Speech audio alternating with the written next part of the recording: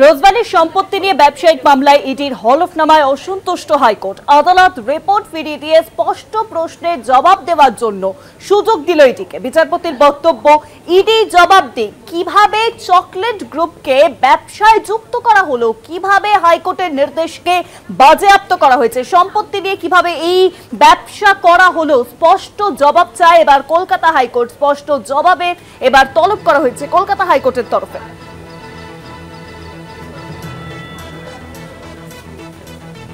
আরো details update দেবে নিউজরুমের সঙ্গে রয়েছেন আমাদের প্রতিনিধি পীযূষ কান্তি নাগ। পীযূষ দা, দেখো, বেআইনি অর্থলগ্নি সংস্থার যে সমস্ত মামলা কলকাতা হাইকোর্টে চলছে তার মধ্যে আজকে রোজভ্যালির মামলাতে এনফোর্সমেন্ট ডাইরেক্টরেটের পক্ষ থেকে একটি রিপোর্ট জমা দেওয়া হয়, কিন্তু সেই রিপোর্ট ফিরিয়ে দিল কলকাতা হাইকোর্ট। কলকাতা হাইকোর্টের বিচারপতি রাজস্বী ভরদ্বাজ এবং বিচারপতি অপূর্ব সিনহা রায়ের ডিভিশন বেঞ্চ বেশ কিছু প্রশ্ন ইডির সামনে তুলে ধরলেন।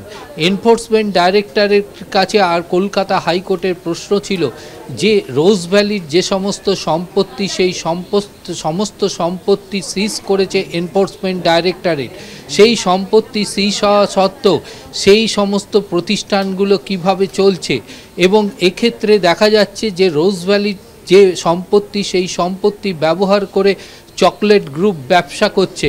অর্থাৎ সেই চকলেট গ্রুপ কিভাবে ব্যবসায় এলো, যেখানে এনফোর্সমেন্ট ডাইরেক্টরেট তাদের সম্পত্তিগুলিকে সিজ করে রেখেছে, এবং সেই বিষয়ে এনফোর্সমেন্ট ডাইরেক্টরের কাছে জানতে চায় কলকাতা হাইকোর্ট।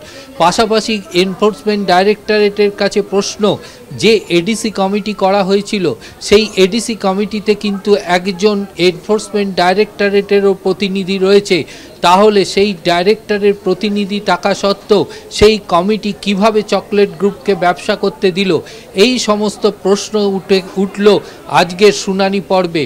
এবং বিচারপতি রাজস্বী ভরদ্বাজ ও বিচারপতি অপূর্ব সিনহা রায়ের ডিভিশন বেঞ্চ তাই এনফোর্সমেন্ট ডাইরেক্টরেটের এই রোজভ্যালি সংক্রান্ত মামলায় যে রিপোর্ট জমা পড়েছিল সেই রিপোর্টে খুশি নয়। সেই রিপোর্ট ফেরত দিয়ে নতুন করে রিপোর্ট দেওয়ার সুযোগ দিল কলকাতা হাইকোর্ট।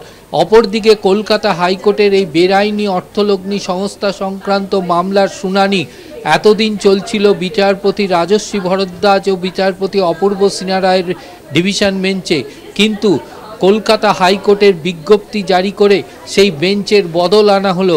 এখন থেকে এই মামলার শুনানি হবে বিচারপতি রাজাশেখর মান্তা ডিভিশন বেঞ্চে। অনেক ধন্যবাদ পীযূষ দা। নিউজরুমের সঙ্গে ছিলেন আমাদের প্রতিনিধি পীযূষ কান্তি নাগ।